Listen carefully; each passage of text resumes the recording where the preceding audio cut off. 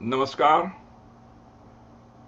Today is July 31st, 2026, Friday evening, and we have gathered here on Zoom in the loving remembrance of Shri Chandrakant Bhai Mehta, and we are going to have some reflections on the soul, death, and rebirth.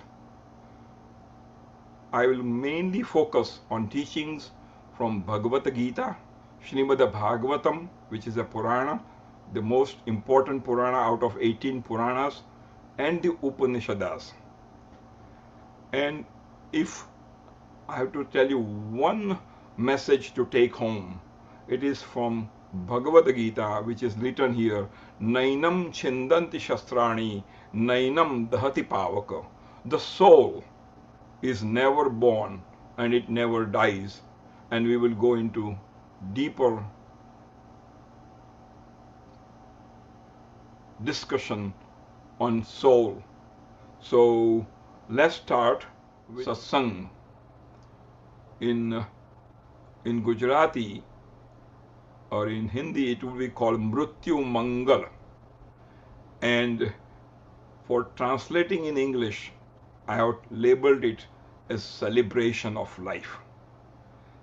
In our scriptures, whether it's Jain or Hindu, there are 16 samskaras, right from the conception in the uterus of the jiva to the end or death.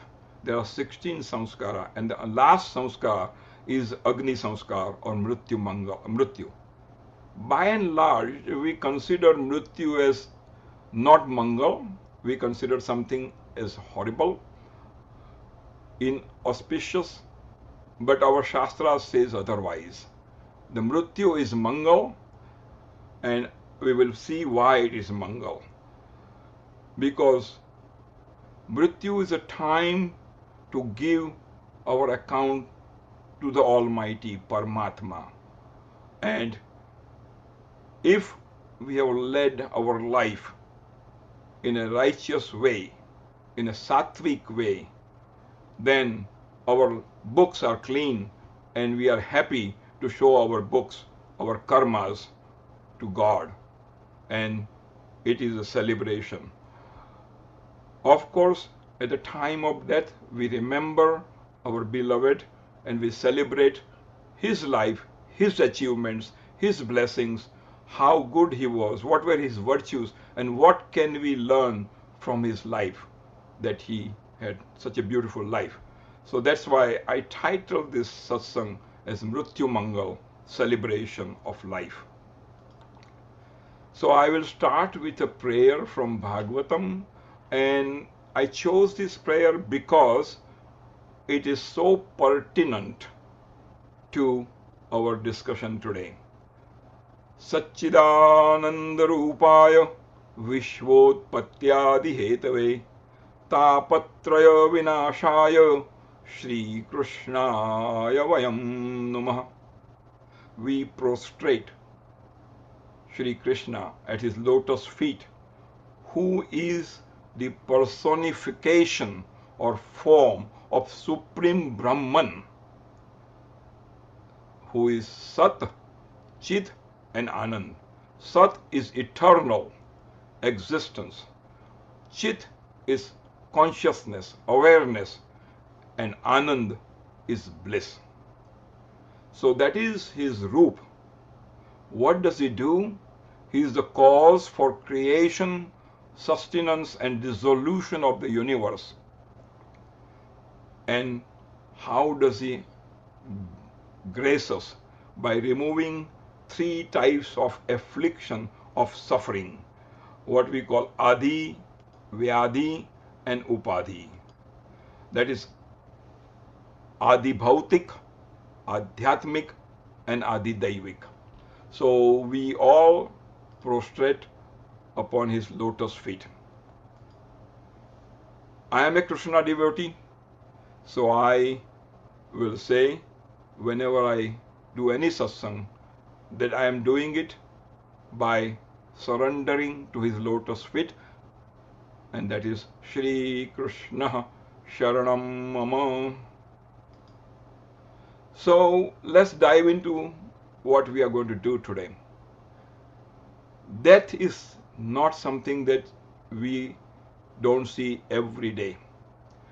When I gave this talk for 2 hours in 2017, at that time I made a slide and 50.3 million deaths, human deaths we are talking, globally were occurring. When I looked at the statistics yesterday, it has increased to 63 million of human deaths globally in 2026. That translates to 172,000 deaths per day. And if I have to put it in a day-to-day perspective, 120 deaths per minute. So every minute we are on the satsang, there are 120 humans who are losing their life.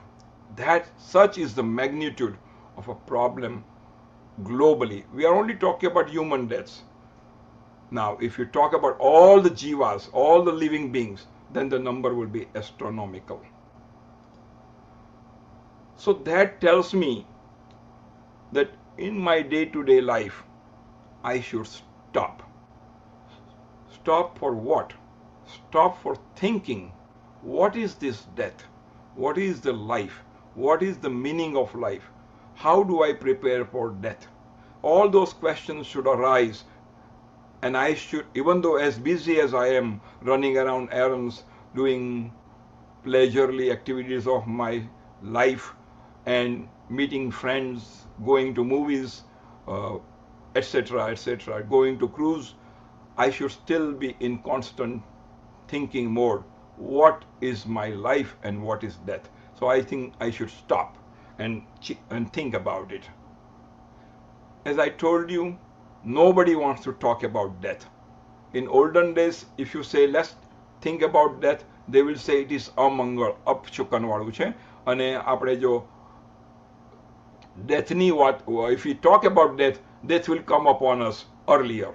That is how we want to avoid thinking, talking, and meditating on death. So this is an ostrich. Ostrich, when he sees a fear, when he sees a problem, rather than facing the problem, he digs his head into sand. And when we don't talk about death, when we don't think about death, we are doing exactly the same thing. We are also sticking our head in the sand and say, the problem of the death does not occur to me. In the scriptures, it says that the kal, the time, the death is considered either as an alligator or a sarp, that means a snake. And this kal rupi sarp, the time, the death rupi sarpa, the serpent or the snake, has swallowed me. Now, how much he has swallowed me? I am 78. So if my lifespan is, God willing, is 100, 80% of me is being already swallowed by this serpent, the kal, the death. So what is my duty at this age? I should find out how to get out of its mouth and achieve goals of my life. Instead, the Bhagavatam says the frog, here is the symbol of frog and snake. The frog is not trying to get out of the mouth of the snake. It is trying to see if there is a fly flying by near his tongue. He's trying to catch the fly. His aim should be, how do I get out of this snake's mouth? And this is exactly we all are doing. That's what Bhagavatam says. I show you my picture that I am also standing in the mouth of this snake or alligator or a dinosaur, and I can be eaten up any time. So I should really think, what should I do for the life that I have as a human being? So today's satsang and chintan has some outlines. We will not cover in specifically this order, but I just want to share with you what am I going to talk and see how it pans out. Who am I? This is the Sanatan, eternal question every human being should ask. Who am I? What is the purpose of my life? Why I am born? Why Manushya, the human birth, is durlabha? That means why the human birth is priceless, invaluable, extremely difficult to get. What is my body? How many kinds of body do I have? What is soul, what we call Atma? Is death certain? Do I know when, how, and where death will occur? Upon death, what dies? What happens when death occurs? How to prepare for death? We always prepare for wedding. For 2 years, we do all the booking of the hall, the caterer, the dresses, the flower arrangements, the musician, the photographer, the videographer. We plan very well for 2 years ahead of wedding. Are we preparing ourselves for inevitable event in our life, the death? How to prepare it? First, are we preparing it? And if we are, how to prepare for death? It shouldn't come to us and strike us when we are totally unprepared. Why am I reborn? Where I am going to be reborn? Not only where I am going to be reborn, in which species? According to our scriptures, there are 84 lakh, that means 8400,000 or 8.4 million species. I am not guaranteed when I die that I will be reborn as a human being. I may be going through this many varieties of species for infinite time, and those species are well known to you. The dog and the pig and the mosquito and cow and tiger and trees and ants and honeybees, and you can name it. So where will I be born? How do I attain? The purpose of life is moksha, mukti, that means I am bondage free. Nirvana, which is a word Jain Dharma also uses. Or how do I attain the Supreme Lord, what we call Paramatma, or what you call Siddhasan in Jain Dharma. So what follows in our discussion of all these questions that we have are the verses of our Shastras, scriptures, and what they have offered us for thousands of years. This is not something that is new. Our rishis, our forefathers, our saints have meditated on this many hundreds of years, thousands of years ago, and they have given us all these answers. And they gave these answers to the families like us who are standing exactly at this junction of a departure of a soul recently from our family. So why do we turn to the scriptures today?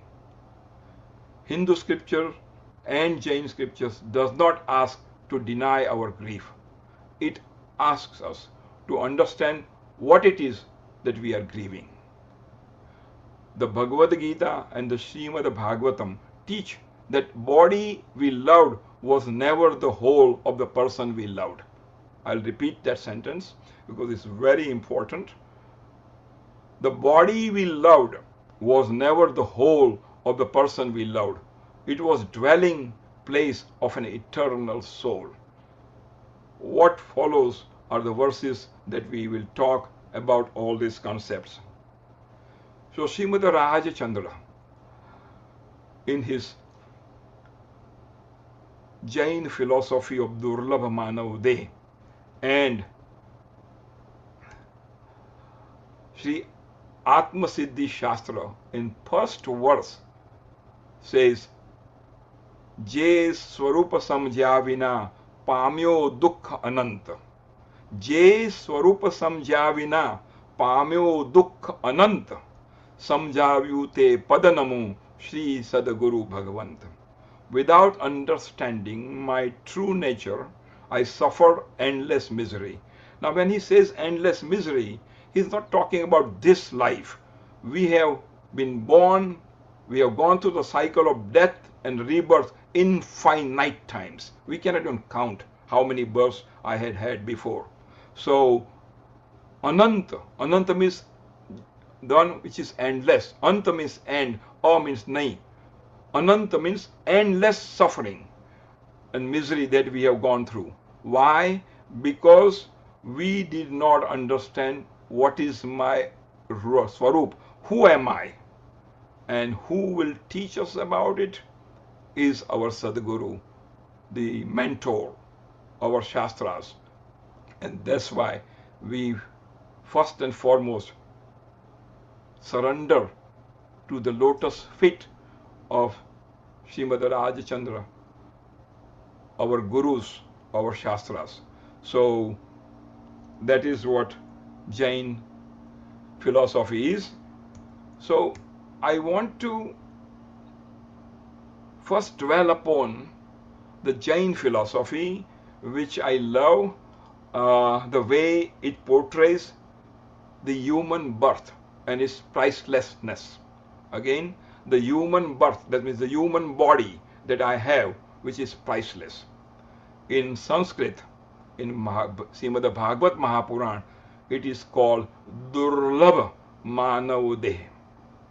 Durlabh is, it is very difficult to attain. It is difficult to get human body as a birth.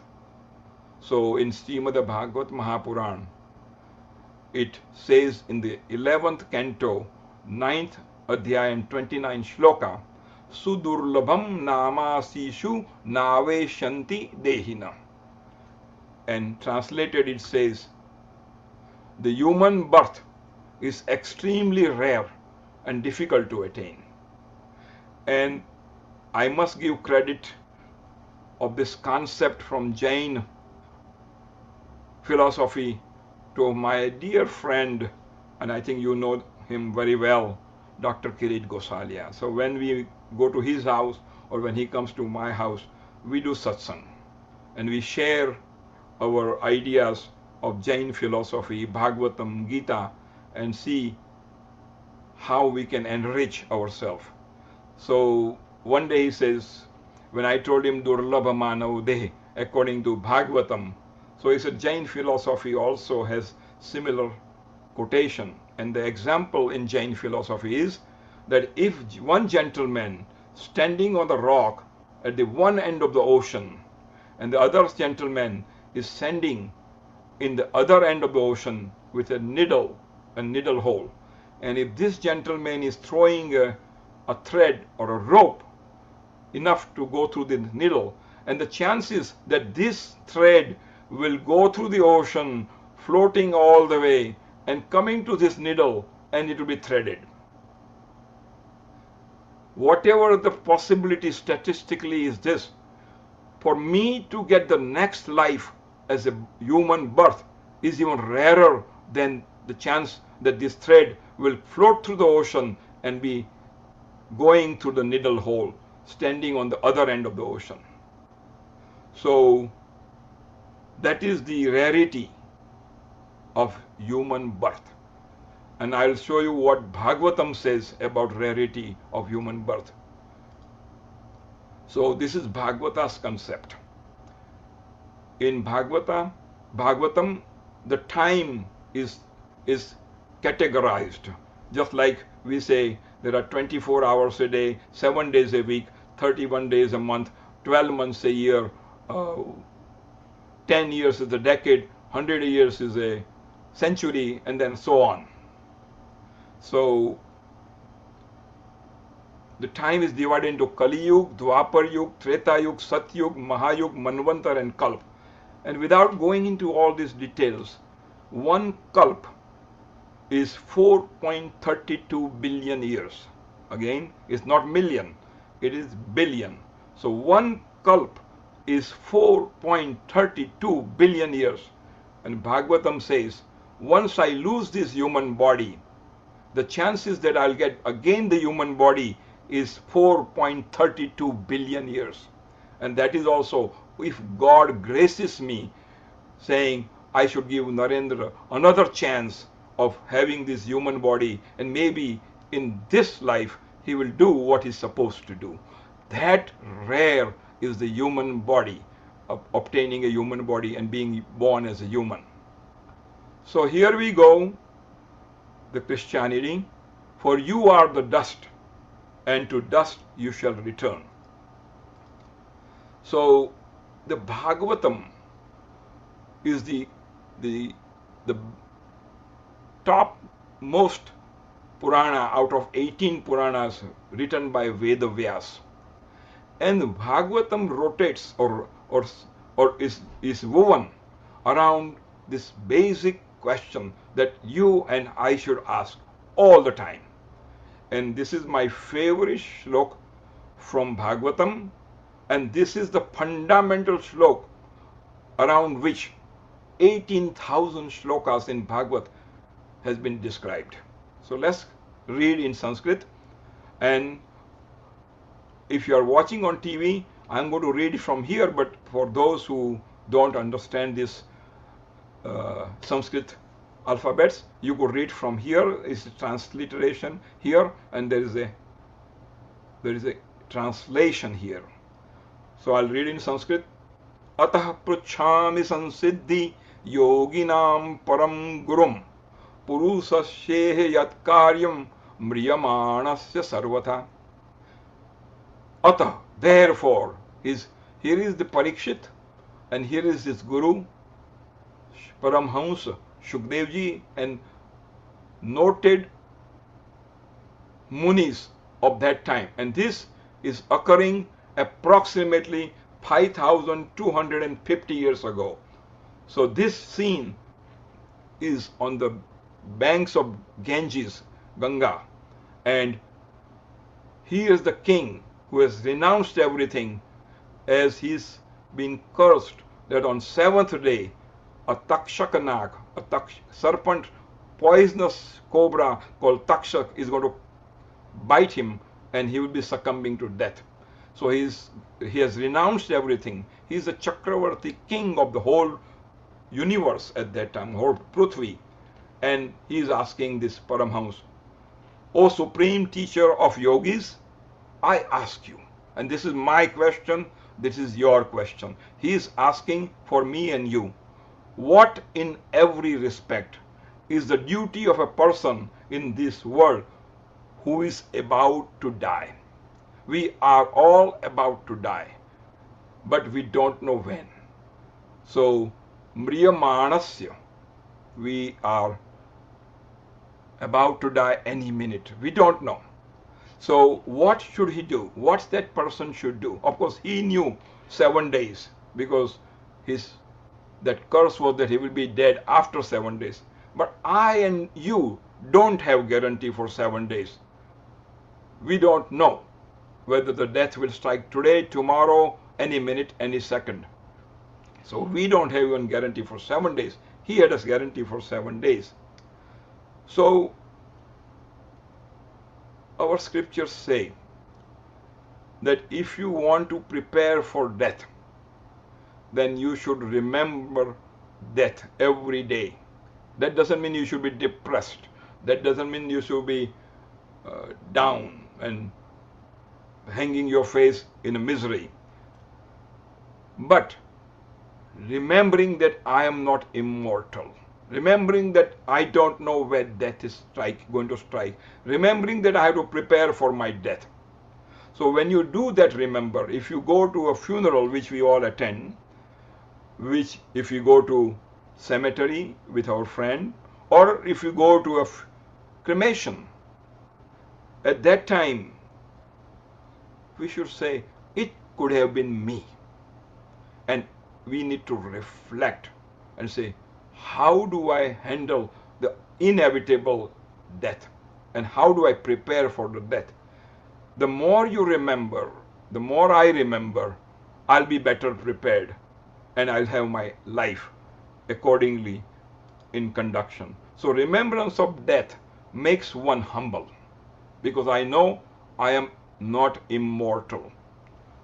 Also, if I know that I'm going to die and I'm not going to take anything with me, then I'll be honest and I will always be in connection with God or Guru or my scriptures. So we need to remember death every day if we want to prepare for the death. That doesn't mean we have to be depressed. So in our agenda we said what dies.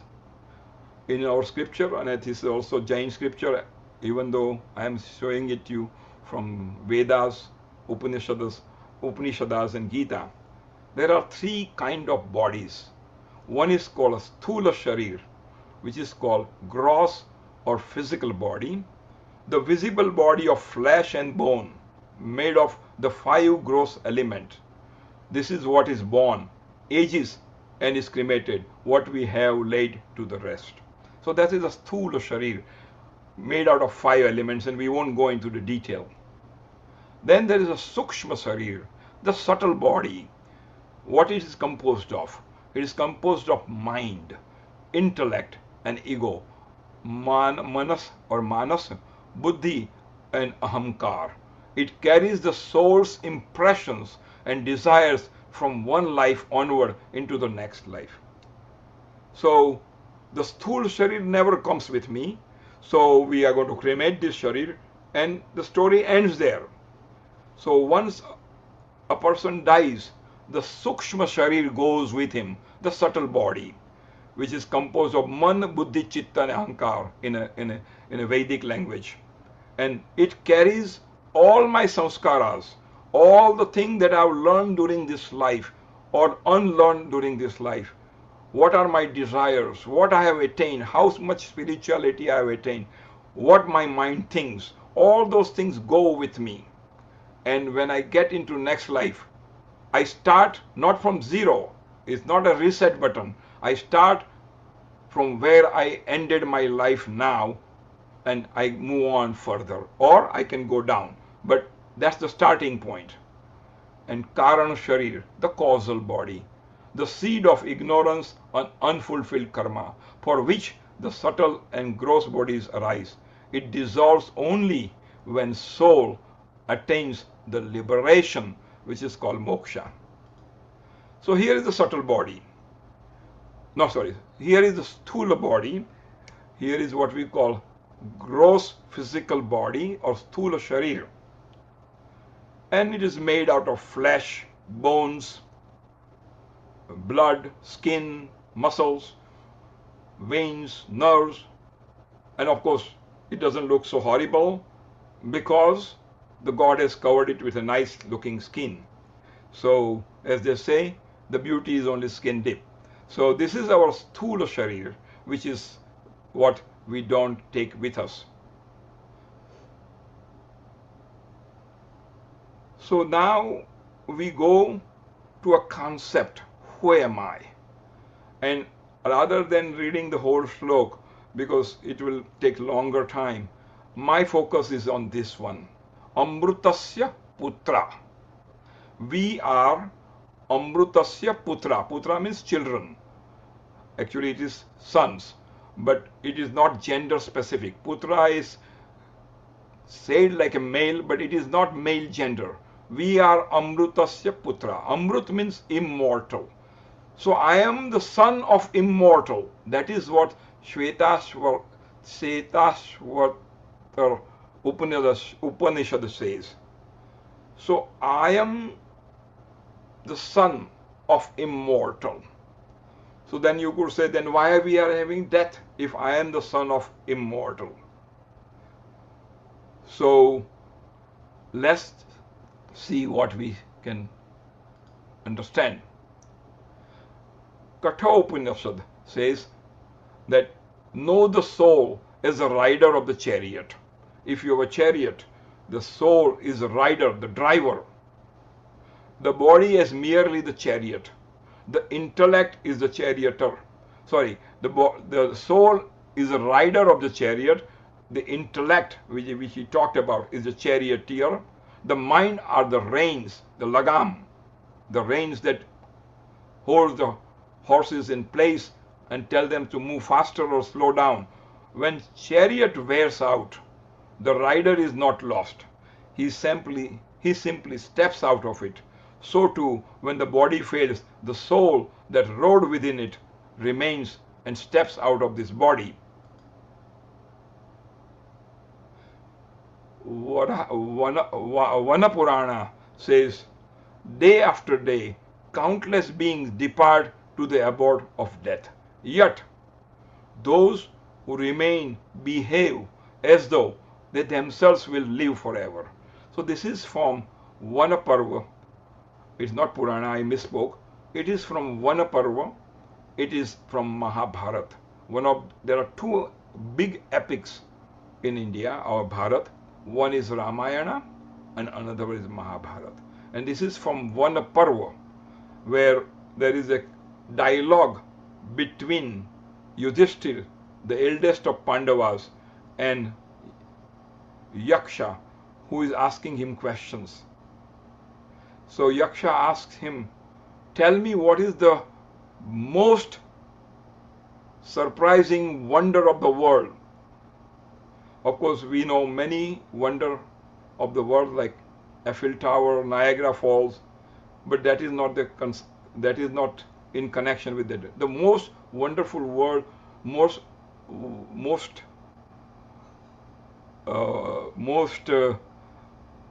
wonder of the world. And this is when Yudhishthira answers that day after day, I just gave you the number, how many deaths are occurring. 174,000 deaths are occurring every day. Day after day, countless beings depart to the abode of death.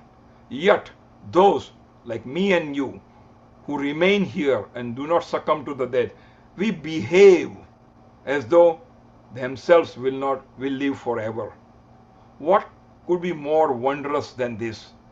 Our tradition asks us to hold death's certainty in views always, not out of fear, which I've been saying, but so that we live and act rightly while we are living, and prepare our life in such a way that we attain the moksha or nirvana.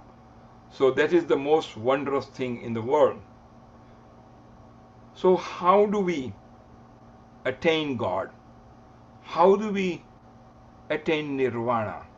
So the Bhagavad Gita, which is from Bhagavan Krishna and Arjun's dialogue on the battlefield of Kurukshetra, and here in chapter 8, verse 5 of Gita, Shri Krishna Bhagavan tells, Antakale cha mameva smaran muktva kalevaram yah prayati sad madbhavam yati na asti atra samshaya. It is such a powerful statement by Bhagavan Krishna himself. You cannot get more direct directives than from Bhagavan Krishna. And he himself says, and I'll read in English here, whoever at the time of death departs remembering me, Bhagavan Shri Krishna is saying, alone attains my very nature. Of this there is no doubt. That means if and when I leave and depart this body, that is my antakal, the last few seconds of my departure, at that time, what am I remembering? Who am I remembering? And if I leave this body remembering Krishna, then he is saying, you will attain me. And that there is no doubt. He says, na asti atra samshaya. Na means not, asti means here, samshaya means doubt. There is no doubt. What fills the mind at life's final moment shapes the soul's onward journey. Very important take-home message. What fills the mind at life's final moment, when the soul is about to depart from his gross body, what is he thinking? Who is he meditating on? What are his thoughts? Who is he remembering? That will decide his destiny for the next life. Now, when I say this to some of my friends who are atheists and some are who don't believe in God, they say, well, if Krishna is saying this, then I don't have to remember Krishna whole my life. He himself is saying that if you remember me at the end of your life, I'll take you with me. So then why bother doing bhakti? What's the purpose of being nice and behave well? Because I can, at the end of my life, I can just remember Krishna, and he promises me. And there's a caveat there. You remember at the last minute of your life only that thing that you have been doing whole of your life. Whole of my life is, if I am singing Bollywood songs, then I will remember that. Whole of my life I think about food, then I'll be remembering food, or my relatives. Whosoever your mind is constantly occupied during the life, that's the thing you are going to remember, not Krishna. It is not that easy to remember Krishna at the last minute or last time of your life. So let's get some of the verses of eternity of the soul, certainty of death, and the promise of liberation. That is what Bhagavad Gita offers us. So here is the Bhagavad Gita where it was given out to Arjun. It was, Krishna was with his Sarathi, and Arjun was fighting the battle with his cousins Kauravas. It was a fight of truth versus untruth, just versus injustice, Dharma versus adharma. So this was a fight that occurred in field of Kurukshetra 5,000 years ago. All our scriptures are symbolic. So this fight of good versus evil, truth versus untruth, dharma versus adharma is happening in me. This is also kshetra. So in me, in my mind, this dvandva of bad versus good, evil versus good, truth versus untruth is constantly happening. And we need a guru like Krishna or Srimad Ramchandra or any guru that you adore. So that's the message of Bhagavad Gita. Let's see what Krishna is saying in the 15th chapter in verse number 7. And I will just focus on first two words. Mamai vansho jivaloke. Mam eva ansho jivaloke. That's this. In this mamai vansho, there are three words combined, what we call sandhi. Three words are combined. The Sanskrit is such a beautiful language. Mama eva ansho. Eva means he. Mera hi ansha hai. Kaun is जीवलोक में. In this world, all the jivas are my ansh. They come out of me. And it is eternal truth. And eternally they are with me. And the embodied soul in this world is an eternal fragment of me, ansha. Like if I take a glass of water from ocean, then ocean is Krishna and the glass of water is Jeev, because it's part of ocean. And it will have all the qualities of water that ocean has and the one which is in a container. The properties will be the same. So this Jeev is struggling, bound with material nature, with the mind and the five senses. The soul we mourn was never separate from the divine. The soul that I am never separate from divine. It is and it remains a spark of the eternal. So if I am the part of Krishna or part of supreme power, why am I miserable? Why am I full of death? Because that is what we call ajnana, ignorance. I consider myself as the body. I don't consider myself is a soul. I am what is called in Sanskrit dehadhyas. Deha, deha. So I am thinking that I am the body. I'm wrongfully thinking I am the body. And so whatever happens to the body, the soul thinks it is happening to it. So as long as there is the ignorance of thinking that I am the body, all the sufferings, the death, the rebirth are going to occur. So that is the message of this shloka. And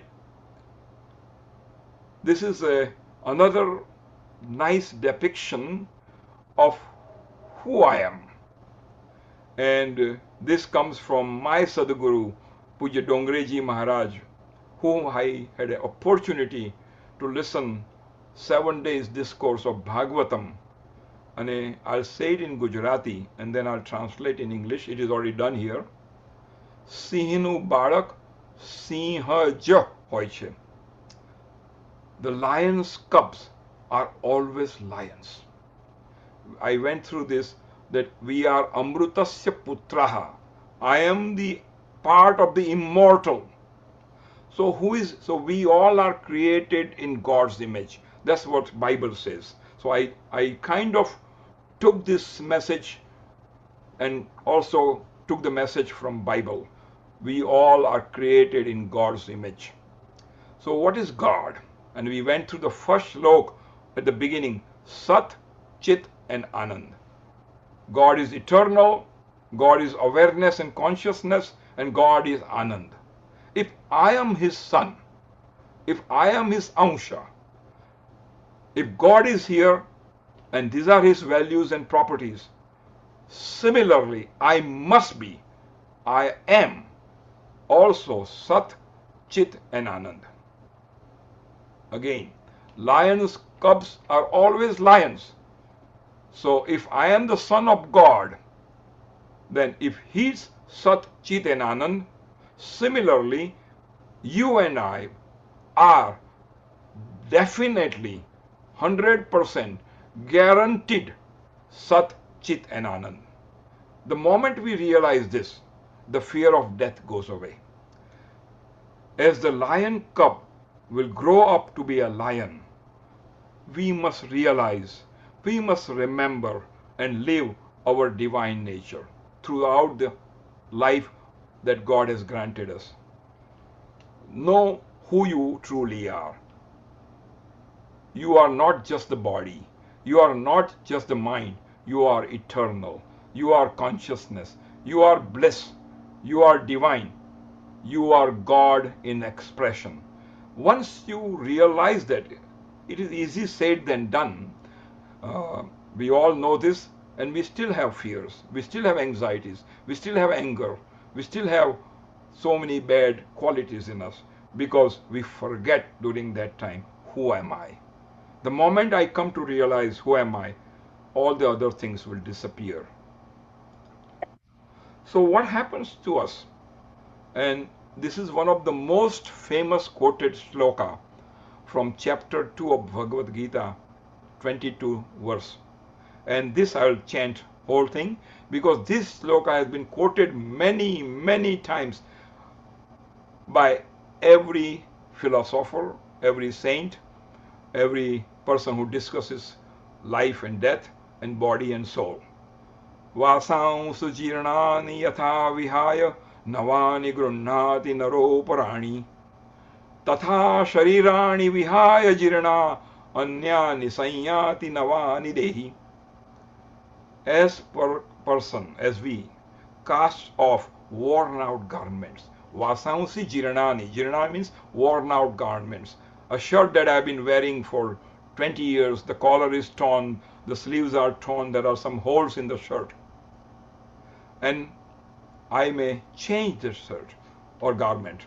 So as person casts off worn out garments and puts on new ones, so does the embodied soul cast off worn out bodies and enters into the others that are new. So it is merely a change of body because the body has grown old. This body has properties. It will be born, it will grow old and die. That's the property of the body. And when it dies, the soul gets implanted in another body depending upon my karma. Which body, which species, we talked about it. So this is a process. The death is the process of changing the old garments. Now when I buy a new shirt and I throw the old shirt, I don't cry. I'm happy. I wear it and I show it to many people. Look at my new shirt. Or for that matter, if I have actually I do have a 2016 Subaru. It's all worn out and I'm still riding it. But when I sell it and buy something like Ashwin buys Tesla, I'll be happy that I bought Tesla. I won't be crying for trading in my Subaru 2016 Galaxy. But we do cry when we change the old body and go into the new body. That's our ignorance. So death is just a process of changing the old body and getting into the new body. Now let's talk about soul. I think this is the most important to know. We talked about body. Now we are going to talk about what is soul. If I am saying I am the soul, I am eternal, then I need to know what are the properties of the soul. And Bhagvat Gita, these are the most, again, famous shlokas in chapter 2. And we will go from verse 23 onwards. So I won't keep saying which chapter and which verse. And I'm going to chant this shlok because it's very dear to me. And thereafter, for limitation of time, we will just read the English translation. But this shlok is also very famous. Nainam chindanti shastrani, nainam dahati pavakah, na chenyam, na chainam kledayantyapo, na soshayati marutah. It is amazing. Na enam, that means to this. What is to this? It is referring to soul. Weapons cannot cut this soul. Fire cannot burn it. Water cannot wet it. And the wind cannot dry it. We are talking about soul. This soul cannot be cut, cannot be burnt, cannot be wetted, cannot be withered. It is eternal, all-pervading, unmoving, unchanging, and everlasting. We are talking about the soul from Sankhya Yoga of chapter 2 of Bhagavad Gita. The soul is said to be unmanifest, inconceivable, and unchangeable. Knowing this to be so, you should not grieve. When Arjuna was grieving that if I fight in this war, and he saw many of his relatives, his cousins, even his guru, his friends on the other side, and he thought, I'm going to kill them. And he was very sad and despondent. That's the time Krishna says, you should not grieve, knowing that you are only having the body being destroyed. The soul is indestructible. If you know that, then you should not grieve. And then he says, Bhagavan Shri Krishna tells to Arjuna, and this is also a very famous shlok. There are so many famous shlokas from Gita.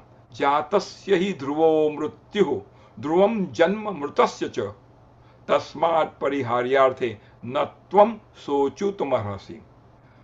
O Krishna, for one who is born, death is certain. Jatasya hi dhruvo. Dhruvo means certain. Mrityu.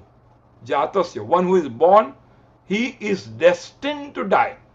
There are no ifs, there are no buts, there are no alternatives. No one who is born, human or otherwise, can escape the death.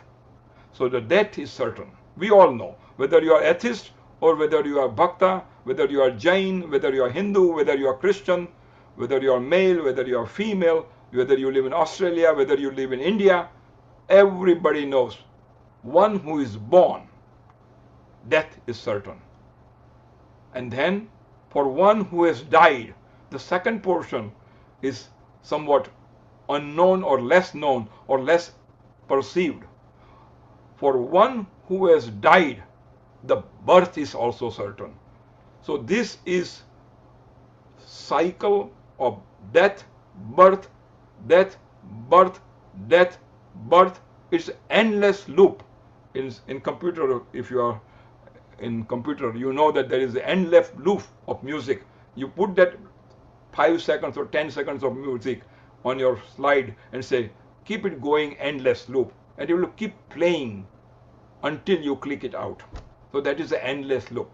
Or the famous example Shastras give is a fish chasing its own tail. If you can visualize a big fish looking at his fish and trying to chase his own tail, it will never be able to catch it. So we are in this cycle of death and rebirth, death and rebirth, death and rebirth, rebirth.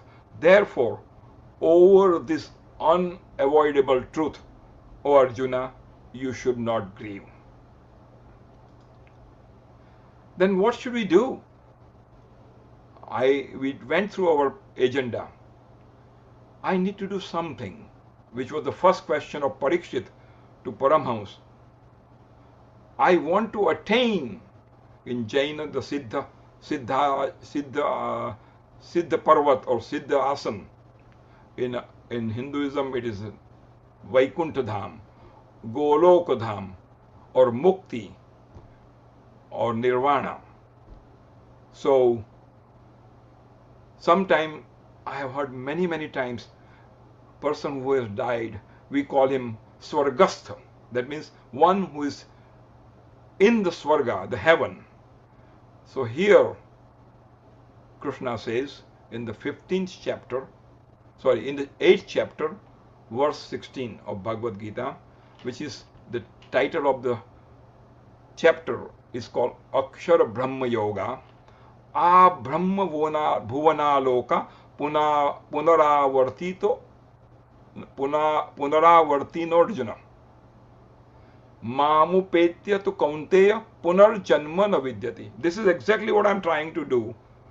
I don't want to be reborn. I want to attain the moksha. So, should I strike for heaven? According to Indian scripture, there are 7 heavenly abodes above the earth. And the last abode, the highest abode, is called Brahma Bhuvan. So, Krishna is saying all the 7 abodes up to the Brahma Bhuvan is where you go because of your good deeds. But when your deeds are finished, the checkbook is finished, you will come down on the earth and be reborn. No guarantee as a human birth, but you will be reborn. So, from the highest heavenly planet down, all worlds are place of return. Punaravartan means keep repeating, coming back. We go to heaven, we come back. We go to Brahmalok, we come back. We go to Bhuvalok, we come back. There are 7 lokas above the Prithvi. O Arjun. So who will not come back? Who will attain Nirvana? Who will attain the Siddha Asan? Who will attain the Vaikuntha? O Arjuna. But one who attains me never takes birth again. So we want to attain Krishna. We want to attain Paramatma. We want to attain Brahma. So how do we do that? Well, in Bhakti Yoga, chapter 12th of Gita, Krishna gives a promise. This is a promise not by some Tom, Dick and Harry. This is a promise by Bhagavan himself. So the guarantee is as good as what guarantor is. If I have a guarantee of Macy's from something that I bought, and if the Macy's go bankrupt, the warranty is of no value. So who is giving me the guarantee? That carries a lot of weight. And here Bhagavan Krishna himself gives the guarantee. And he says, for those whose minds are fixed on me,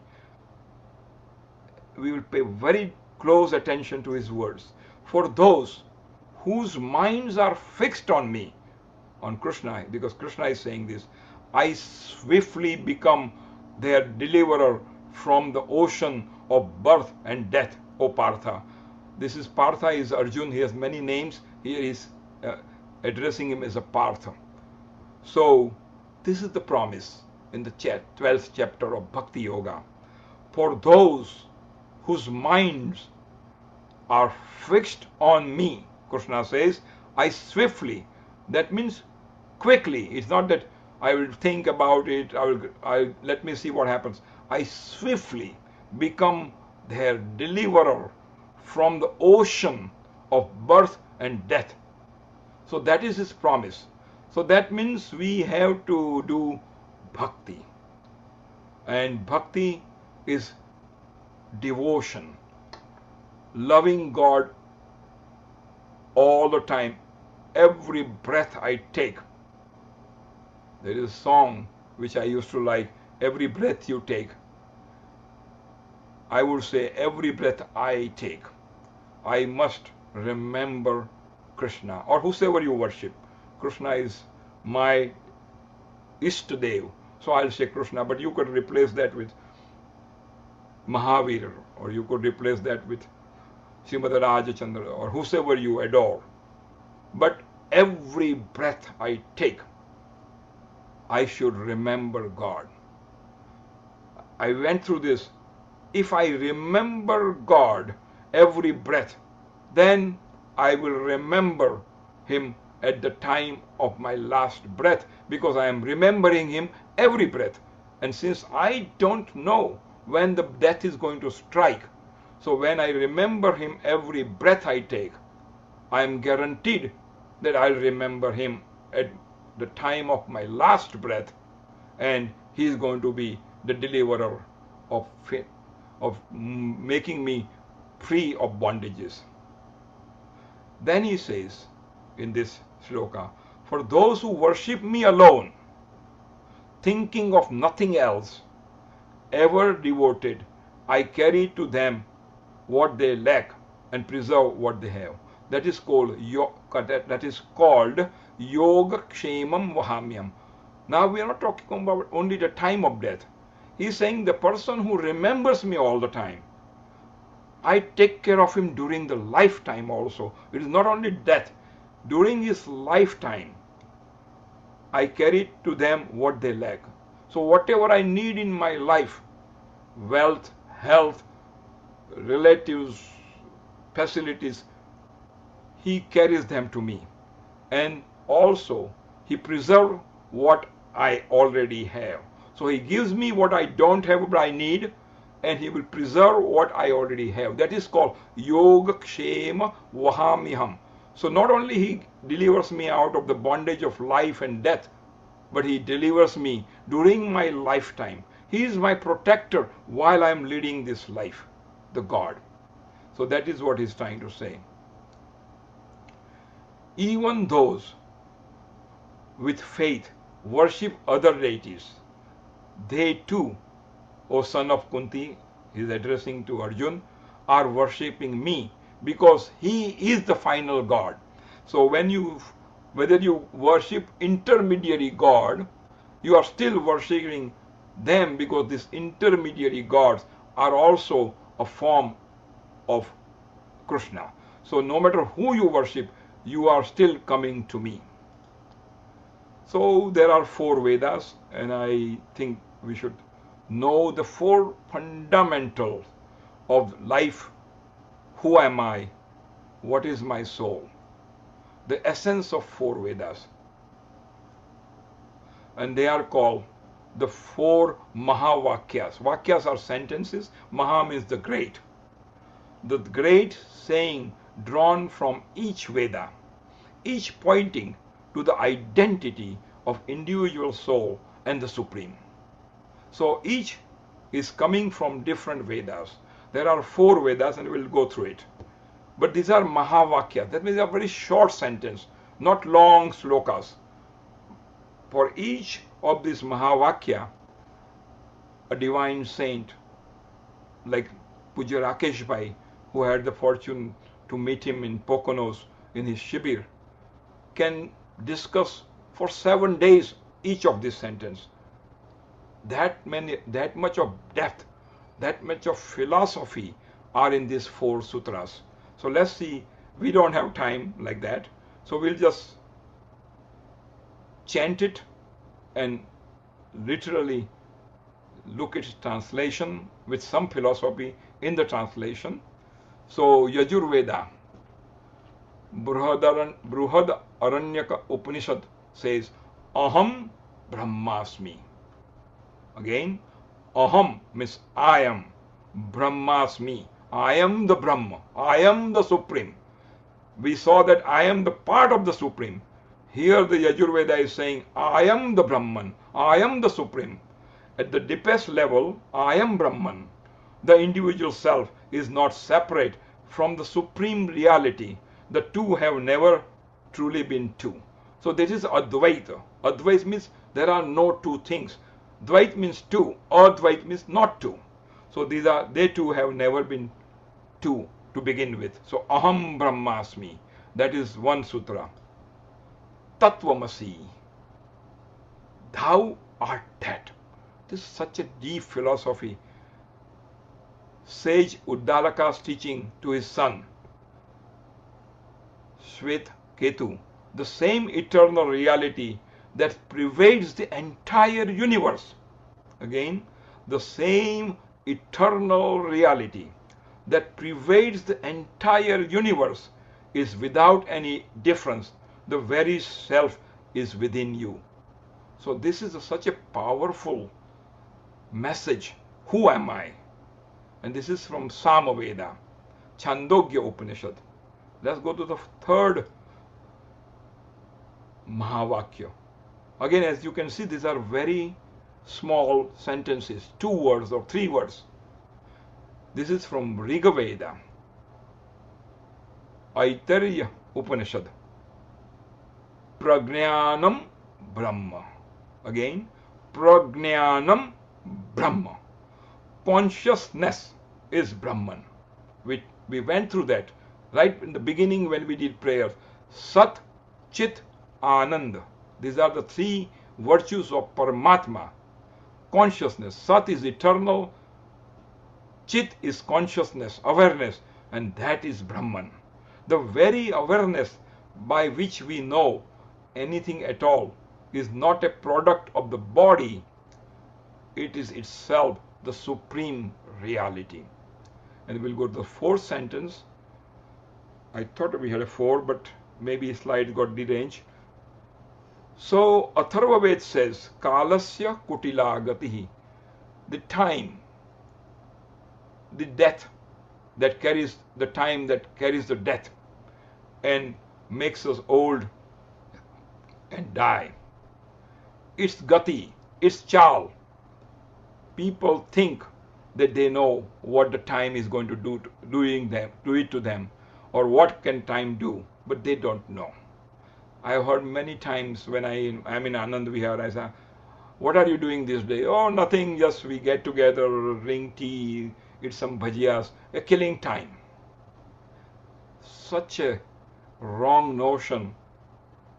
Nobody can kill time. Time is Kal. Kal will kill me. I cannot kill Kal. Kal is eternal. And he is Sarvasheshwara. He is the supreme power of God. And that is Kal. That is from Atharvaved. And this is the 4th Atharvaved sentence that we talked about, Mahavakya. It is from Mandukya Upanishad. Ayam Atma Brahma. Means we can talk for 2 hours just on this sentence. This self, I, is the Brahman. Ayam Atma, the soul, the Atman within, untouched by birth, untouched by death, or the body's passing, is without remainder the supreme reality itself. Ayam Atma Brahma. So we are coming towards our end to discuss. And this is something that people who don't know Sanskrit can relate to. It is a familiar truth.